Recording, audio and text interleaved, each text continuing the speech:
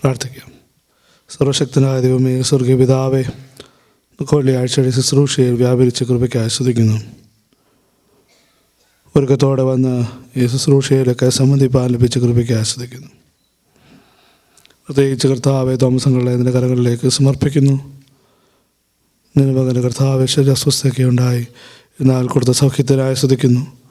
പൂർണ്ണമായിട്ടുള്ള സൗഖ്യവും വിടുതലും നീ നൽകണമെന്ന് അപേക്ഷിക്കുന്നു. തിരുവചനം ഞങ്ങളുടെ ഇന്ന് ധ്യാനിക്കുന്നു. കർത്താവെ, നിന്റെ ക്രൂശിനെ ധ്യാനിപ്പാൻ ഞങ്ങളെ ഇടയാക്കണമേ. യേശു ക്രിസ്തു മുഖാന്തരം ഞങ്ങൾ അപേക്ഷിക്കുന്നത് ദയോടെ കേൾക്കണമേ. കർത്താവായ യേശു ക്രിസ്തുവിൻ്റെ ക്രൂശീകരണത്തിൻ്റെ സംഭവങ്ങൾ മർക്കോസിന് സുവിശേഷം 15-ാം അധ്യായം 1 മുതൽ 15 വരെ നമുക്ക് കാണാനായിട്ട് സാധിക്കും. സമയം വളരെ ദീർഘമായതുകൊണ്ട് അത് വായിക്കുവാനായിട്ട് ആഗ്രഹിക്കുന്നില്ല. എന്നാൽ ആ ഭാഗത്തെ സംഭവങ്ങൾ നമുക്ക് കാണാൻ സാധിക്കുന്നത്, ആരാണ് കർത്താവിനെ ക്രൂശിക്കപ്പെട്ടത്, അവിടെയുള്ള കഥാപാത്രങ്ങൾ ആരൊക്കെയായിരുന്നു, എന്താണ് എന്ന് ചിന്തിക്കുവാനായിട്ട് ആഗ്രഹിക്കുന്നു. 4 പേരെ നമുക്ക് ഈ സാഹചര്യത്തിൽ വിശുദ്ധ മർക്കോസിൻ്റെ സുവിശേഷം 15-ാം അധ്യായം 1 മുതൽ 15 വരെ ഉള്ളവരെ കാണാൻ സാധിക്കും. ഒന്ന് പീലാത്തോസ്, രണ്ടാമത് മഹാപുരോഹിതനെ കാണുവാനായിട്ട് സാധിക്കും, യൂദാസിനെ കാണുവാനായിട്ട് സാധിക്കും.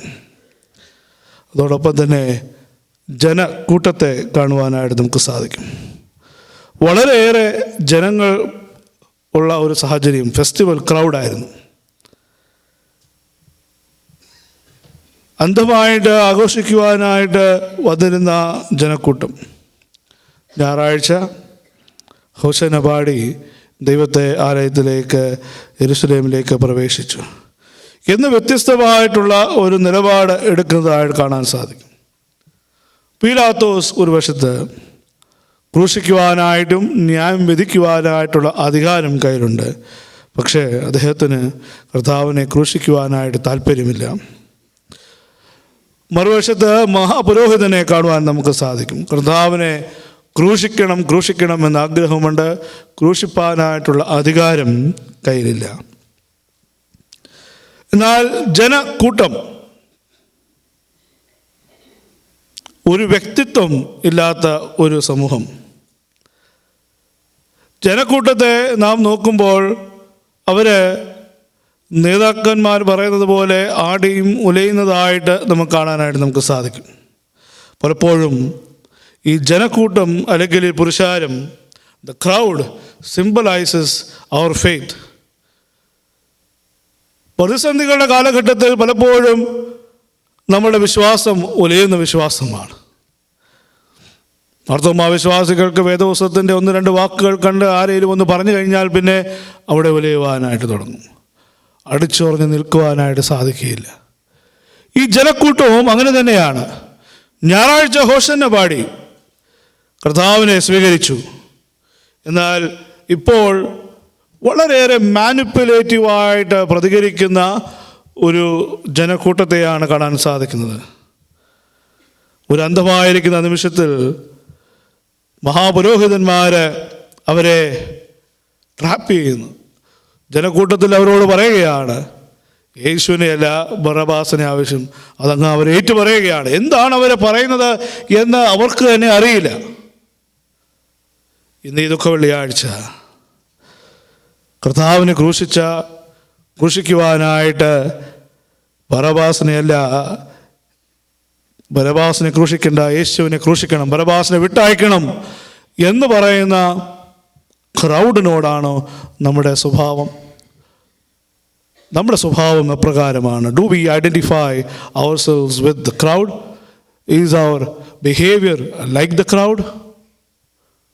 കർത്താവിനെ ക്രൂശിക്കായി എന്ന് പറഞ്ഞ് മറ്റുള്ളവരാൽ സ്വാധീന വലയിൽ വീണ് അടിസ്ഥാനമില്ലാതെ അലയുകയും തകർന്നു പോവുകയും ചെയ്യുന്ന ഒരു സ്വഭാവത്തിൻ്റെയും ഒരു വിശ്വാസത്തിൻ്റെയും ഒരു പാരമ്പര്യത്തിൻ്റെയും ഉടമകളാണോ നാം എന്ന് ഈ ദുഃഖവെള്ളിയാഴ്ച നാം ചിന്തിക്കേണ്ടിയിരിക്കുന്നു. രണ്ടാമത് ഇവിടെ ഈ ഭാഗത്ത് നമുക്ക് യൂദാസിനെ കാണുവാനായിട്ട് നമുക്ക് സാധിക്കും. യൂദാസ് ഒരുപക്ഷെ യഹൂദയിൽ നിന്നുള്ള ശിഷ്യൻ, മറ്റുള്ളവരെല്ലാം തന്നെ ഗലീലയിൽ നിന്നുള്ളതാണ്. ഒരുപക്ഷെ ഈ എരിവുകാരോട്, സീലറ്റ്സിനോട് ഒരു രാഷ്ട്രീയമായിട്ടുള്ളൊരു മശിഹായെ ചിന്തിച്ച കൂട്ടരുടെ കൂട്ടത്തിൽ കർത്താവും അപ്രകാരമായി തീരുമെന്ന് ചിന്തിച്ച ഒരു ശിഷ്യനായിരിക്കാം യൂദാസ് എന്ന് നമുക്ക് കാണാം. അതുകൊണ്ട് തന്നെയാണ് യഹൂദന്മാരുടെ രാജ്യം സ്ഥാപിക്കും മശിഹ എന്ന് ചിന്തിച്ചിരുന്നത്. എന്നാൽ വെറും പരാജിതനായി കള്ളന്മാരെ പോലെ, സാധാരണ കള്ളന്മാരെ പോലെ ക്രൂശിക്കപ്പെടും, അല്ലെങ്കിൽ തൻ്റെ ലക്ഷ്യം വ്യത്യസ്തമാണ് എന്ന് മനസ്സിലായപ്പോൾ അദ്ദേഹം തീരുമാനിച്ചു, I do not have any use for him, so I will destroy him. പലപ്പോഴും നമ്മുടെ സ്വഭാവം ഈ യൂദാസിനെ പോലെയല്ലേ? ചിലരെ കൊണ്ട് നമുക്ക് ആവശ്യമില്ലെങ്കിൽ അവരെ ഇല്ലായ്മ ചെയ്യുവാനായിട്ട് നാം ഏത് വഴിയും നാം പോകും. ഫോൺ എടുത്ത് വിളികൾ ധാരാളമായി നടത്തും. ദൈവത്തിനെ കൊണ്ട് എനിക്ക് പ്രയോജനമില്ലെങ്കിൽ ദൈവത്തെ ആരാധിക്കുകയില്ല എന്ന് വരെ ചിന്തിക്കുന്നവരല്ലേ നാം? ദൈവത്തെ ഒരു ATM പോലെ നാം കാണുന്നുണ്ടോ? ഇങ്ങോട്ട് തരുവാനായിട്ട് മാത്രമുള്ള കർത്താവ്. ഗെത്സമനെ തോട്ടത്തിൽ വെച്ച് കർത്താവ് പ്രാർത്ഥിച്ചു, ഈ പാനപാത്രം എടുക്കണമേ എന്നാണ് പ്രാർത്ഥന. കർത്താവ് പറഞ്ഞു, എൻ്റെ ഹിതം നിറവേറ്റണം. പലപ്പോഴും when we look to God as God answering prayers if we get a job, we look to God as God answering a prayers if we get a child. അത് മലയാളിയെ സംബന്ധിച്ചോട് പ്രത്യേകം. കൊച്ചു ജനിക്കുമ്പോൾ ചോദിക്കും, വെളുത്തതാണ് കറുത്തതാണ്? വെളുത്ത കൊച്ച്, ആൺകൊച്ച്.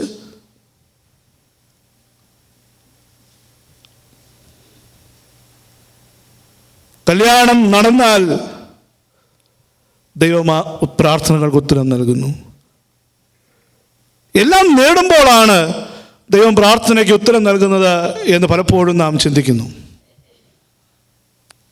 രോഗത്തിൽ നിന്ന് സൗഖ്യം ലഭിച്ചാൽ ദൈവം എൻ്റെ പ്രാർത്ഥനയ്ക്ക് ഉത്തരം നൽകി എന്ന് നാം പറയും.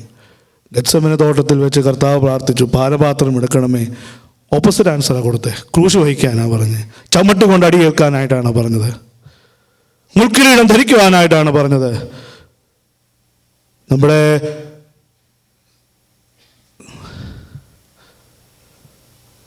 ശുശ്രൂഷയിൽ മനോഹരമായിട്ടുള്ള രീതിയിലാണ് പിതാക്കന്മാർ എഴുതിയിരിക്കുന്നത്. ആകാശവിധാനത്തെ സൃഷ്ടിച്ചവൻ നഗ്നത കാണാതിരിക്കുവാൻ സൂര്യൻ തൻ്റെ രശ്മികളെ മറച്ചു. നഗ്നനായി തീർന്നു. ആ വേദന അനുഭവിക്കാനായിട്ടാണ് പറഞ്ഞത്. ശാരീരികമായ വേദന അനുഭവിക്കുന്നതിനോടൊപ്പം തന്നെ കർത്താവ് പരിഹാസവും അനുഭവിച്ചു. ജഡത്തിൽ വേദന അനുഭവിക്കുമ്പോഴാണ് മാനസികമായിട്ടുള്ള പീഡാനുഭവം കർത്താവ് അനുഭവിച്ചുകൊണ്ടിരിക്കുന്നത്. It is so difficult when you are experiencing physical pain to also go through mental pain and torture. ഗെത്സമനെ തോട്ടത്തിൽ വെച്ച് കർത്താവിന് കിട്ടിയ ഉത്തരം ഇതാണ്. പലപ്പോഴും നമ്മൾ മനുഷ്യരെയും ദൈവത്തെയും നമുക്ക് പ്രയോജനമില്ലാതെ വരുമ്പോൾ അവരെ തള്ളുന്നവരാണോ? യൂദാസ് ചെയ്തത് അത് തന്നെയാണ്. I do not have any use for him, so I will destroy him. ദൈവത്തെ നാം ഒരു ATM-ആയിട്ട് കാണുന്നുണ്ടോ എന്ന് ചിന്തിക്കണം. മൂന്നാമത്, ഇവിടെ മഹാപുരോഹിതന്മാർ യേശുവിൻ്റെ ടീച്ചിങ്സ് കേട്ട്, ഈ പുതിയ റബ്ബിയുടെ വിശ്വാസം കേട്ട് അനേകർ അവനെ അനുഗമിക്കുന്നു. യഹൂദ മതത്തിൽ നിന്ന് വിപ്ലവകരമായിട്ടുള്ള ചിന്തകൾ സത്യമാണ് ഇവനെല്ലാം പറയുന്നതെന്ന് അവർക്കും അറിയാമായിരുന്നു. എന്നാൽ ഇവൻ്റെ ഫാൻ ഫോളോയിങ് കൂടിയാൽ ഞങ്ങളുടെ ജോലി പോകും. പുതിയ ഒരു വിശ്വാസം, പുതിയ ഒരു തർജിമ, പുതിയൊരു വ്യാഖ്യാനം അവൻ ന്യായപ്രമാണത്തിൽ നൽകിയിരിക്കുന്നു. അതുകൊണ്ട് അവരുടെ നമ്മൾ പൈതോസ് വായിച്ചാൽ നമുക്കറിയാം, അവരുടെ അസൂയ കൊണ്ട് അവരവരെ ഒതുക്കാനായിട്ട് ശ്രമിച്ചു. ഇന്ന് സമൂഹത്തിൽ നാം അനേകരെ ഒതുക്കാൻ ശ്രമിക്കുന്നവരല്ലേ? എങ്ങനെയെങ്കിലും ഇവനെ ഒന്ന് ഒതുക്കണം. ഈ ഒതുക്കൽ മാർത്തോമാ സഭയിൽ കൂടുതൽ മുമ്പിൽ വരുന്നത് ജനറൽ ബോഡിയിലാണ്. അതിന് ഇവിടുത്തെ മക്കൾ പേരിട്ടിട്ടുണ്ട് ജനറൽ ബോഡി എന്നല്ല, ജനറൽ അടി എന്നാണ് അവർ പേരിട്ടിട്ടുള്ളത്. അതുകൊണ്ട് തന്നെ പലരും പള്ളിയിൽ നിന്ന് പോയി. Praise the Lord.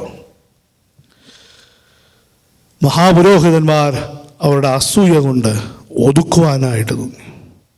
ഒതുക്കുക, ഞങ്ങളുടെ വരയിൽ ഇവൻ നിന്നില്ലെങ്കിൽ ഇവരെ ഒതുക്കണം. ഇതുതന്നെയാണ് മഹാപുരോഹിതർ ചെയ്തത്. വ്യത്യസ്തമല്ലായിരുന്നു നമ്മുടെയൊക്കെ സ്വഭാവമുള്ളവർ, എൻ്റെയും നിങ്ങളുടെയും സ്വഭാവമുള്ളവർ. നാലാമത്തെ കൂട്ടം പീലാത്തോസ്. പുരുഷാരത്തെ പ്രീതിപ്പെടുത്തുവാൻ വേണ്ടി തൻ്റെ ന്യായവിധി പോലും മാറ്റിവെച്ചവൻ. തൻ്റെ ഭാര്യ പറഞ്ഞു സ്വപ്നത്തിൽ, ഇവരാൽ നീ ഇവനെ ഉപദ്രവിക്കരുത്. കേട്ടില്ല. പുരുഷാരത്തിൻ്റെയും അന്ന് വരെ പീലാത്തോസ് ഹെരോദാവുമായിട്ടും ഈ മഹാപുരോഹിതന്മാരുമായിട്ടും നല്ല റിലേഷൻഷിപ്പിലല്ലായിരുന്നു. അവരുമായിട്ടുള്ള ബന്ധം സ്ഥാപിക്കുവാൻ, പുരുഷാരത്തിന് പ്രീതി നേടുവാനായിട്ട് ഇവനെ പ്ലീസ് ചെയ്യാം, ഇവരെ ക്രൂശിക്കാം എന്ന് അവൻ ചിന്തിച്ചു. പലപ്പോഴും മറ്റുള്ളവരെ പ്രീതിപ്പെടുത്തുവാൻ നാം ചില കാര്യങ്ങൾ ചെയ്യുന്നവരാണോ? നമ്മുടെ വിശ്വാസത്തെ ത്യജിക്കുന്നവരാണോ? നമ്മുടെ പാരമ്പര്യത്തെ മറക്കുന്ന ഈ സമൂഹത്തിൽ ചിലരെയെങ്കിലും പ്രീതിപ്പെടുത്തുവാനായിട്ട് നമ്മുടെ വിശ്വാസത്തിൽ, നമ്മുടെ ജീവിതശൈലിയിൽ മായം കലർത്തുന്നവരാണോ നാം എന്ന് ചിന്തിക്കേണ്ടിയിരിക്കുന്നു. നമ്മൾ പല ഒഴിവ് കഴിവ് പറഞ്ഞേക്കാം. പീലാത്തോസിൽ നിന്ന് നമ്മൾ വ്യത്യസ്തമല്ല. പലരുടെയും പ്രീതി നേടുവാനായിട്ട് നമ്മുടെ വിശ്വാസത്തെ കളങ്കപ്പെടുത്തുന്നവരാണോ നാം എന്ന് ഈ ദുഃഖവെള്ളിയാഴ്ച നാം ചിന്തിക്കേണ്ടിയിരിക്കുന്നു. അവിടെ പീലാത്തോസ് ഈ പുരുഷാരത്തിൻ്റെ പ്രീതി നേടുവാൻ, മഹാപുരോഹിതന്മാരുടെയും ഹെരോദാവിൻ്റെയും പ്രീതി നേടുവാനായിട്ട് കർത്താവിനെ ക്രൂശിക്കുവാനായിട്ട് ഏൽപ്പിച്ചതായിട്ട് കാണും. ഞാൻ ദീർഘിപ്പിക്കുന്നില്ല. വലിയൊരു ശുശ്രൂഷ നാം ഇന്ന് പങ്കെടുത്തുവല്ലോ. Where do we stand today? നമ്മുടെ സ്വഭാവം എപ്രകാരമാണ്? ഈ ജനസമൂഹത്തെ പോലെ അലയുന്ന ഉലയുന്ന, ആരെങ്കിലും എന്തെങ്കിലും പറഞ്ഞാൽ ഉറപ്പില്ലാത്ത, അടിസ്ഥാനമില്ലാത്ത വിശ്വാസത്തിൻ്റെ ഉടമകളാണോ നാം? ഈ പുരുഷാരത്തെ പോലെ ആരെങ്കിലും എന്തെങ്കിലും പറഞ്ഞാൽ ഉലയുന്നവരാണോ നാം എന്ന് നാം ചിന്തിക്കേണ്ടിയിരിക്കുന്നു. ഒരു ദിവസം ഒരു നാവ് കൊണ്ട് യേശുവിന് സ്തുതി പറയുകയും മറുവശത്ത് 2 ദിവസത്തിനു ശേഷം ഇവനെ ക്രൂശിക്കുക എന്ന് പറയുന്ന സ്വഭാവത്തിൻ്റെ ഉടമകളാണോ നാം എന്ന് ചിന്തിക്കണം. രണ്ടാമത്, യൂദാസിനെ പോലെ എനിക്ക് പ്രയോജനമില്ലെങ്കിൽ ഇവനെ കൊല്ലണം, ഇല്ലാതെയാക്കണം. ദൈവത്തെ ഒരു ATM-ആയിട്ട് നാം കാണുന്നുണ്ടോ എന്ന് നാം ചിന്തിക്കേണ്ടിയിരിക്കുന്നു. ഗെത്സമനെ വെച്ച്, തോട്ടത്തിൽ വെച്ച് യേശു തമ്പുരാൻ്റെ പ്രാർത്ഥനയ്ക്ക് വ്യത്യസ്തമായ രീതിയിലാണ് ദൈവം തമ്പുരാൻ ഉത്തരം നൽകിയത്. പിതാവ് ഉത്തരം നൽകി, നീ ക്രൂശ് വഹിച്ചാൽ മാത്രമേ മതിയാകൂ. മൂന്നാമത്, ഈ മഹാപുരോഹിതന്മാരെ പോലെ അസൂയ കൊണ്ട് നമ്മുടെ ജീവിതയാത്രയിൽ ഒതുക്കുവാനായിട്ട് നാം ശ്രമിച്ചിട്ടുണ്ടോ എന്ന് നാം ചിന്തിക്കണം. നാലാമതും അവസാനമായിട്ട്, പീലാത്തോസിനെ പോലെ ജനപ്രീതി നേടുവാനായിട്ട്, പോപ്പുലറാകുവാനായിട്ട്, സമ്മതരാകുവാനായിട്ട് നമ്മുടെ വിശ്വാസത്തിൻ്റെ പാരമ്പര്യങ്ങളെയും നമ്മുടെ ജീവിതശൈലിയെയും നമ്മുടെ ജീവിതത്തെയും കളങ്കപ്പെടുത്തുന്ന രീതിയിൽ നാം പ്രവർത്തിച്ചിട്ടുണ്ടോ എന്ന് ചിന്തിക്കണം. ഈ ദുഃഖവെള്ളിയാഴ്ച നമ്മുടെ പാപങ്ങളെ യേശു തമ്പുരാൻ്റെ പാദപീഠത്തിൽ സമർപ്പിക്കുവാനും ക്രൂശിൻ്റെ രക്തത്തിലൂടെ നമുക്ക് ലഭിച്ച വിടുതലിനെ ഓർത്ത് നന്ദിയും സ്തോത്രവും കരയറ്റി നമ്മെ തന്നെ പുനർസമർപ്പിക്കാം, നമ്മെ തന്നെ പുനർപ്രതിഷ്ഠിക്കാം. അതിനായി ത്രിയേക ദൈവം നാം ഓരോരുത്തരെയും സഹായിക്കുകയും ശക്തീകരിക്കുകയും ചെയ്യുമാറാകട്ടെ. ക്രൂശിന്മേൽ ക്രൂശിന്മേൽ കാണുന്ന